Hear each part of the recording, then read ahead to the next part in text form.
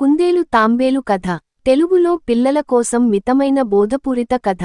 ఒక అడవిలో కుందేలు, రాబిట్ మరియు తాంబేలు, టోర్టాయిస్ మంచి స్నేహితులు. అయితే కుందేలు చాలా వేగంగా పరుగెత్తగలగడం వల్ల తనకు చాలా గర్వంగా ఉండేది.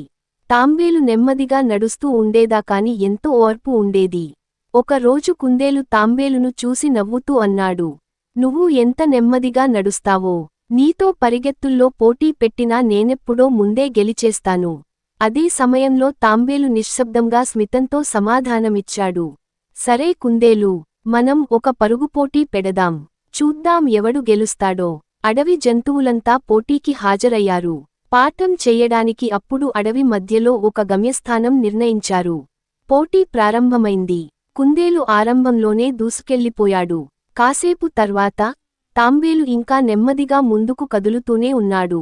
కుందేలు ఆలోచించాడు, ఇంకా చాలా సమయం ఉంది. తాంబేలు ఇంకా ఎక్కడో వెనకే ఉన్నాడు. చిన్నగా నిద్ర వేసుకుంటే నన్ను ఎవరూ గెలవలేరు అన్నట్టే ఒక చెట్టు కింద కుందేలు నిద్రపోయాడు. తాంబేలు మాత్రం తన్ను తాను నెమ్మదిగా ముందుకు కదులుతూనే ఉన్నాడు. చివరికి గమ్యస్థానం దగ్గరికి చేరిపోయాడు. కొందరితో కలసి అరుస్తూ అన్నాడు, "ఓహో, తాంబేలు గెలిచేశాడు." అప్పుడు కుందేలు లేచి చూశాడు. తాంబేలు ముందే గమ్యానికి చేరిపోయాడన్న విషయాన్ని గ్రహించి ఆశ్చర్యపోయాడు. తాంబేలు గెలిచాడు. ఈ కథలో బోధ: నెమ్మదిగానైనా స్థిరంగా, పట్టుదలతో పనిచేస్తే గెలుపు సాధ్యమే. అహంకారం, అలసత్వం మన విజయాన్ని అడ్డుకుంటాయి.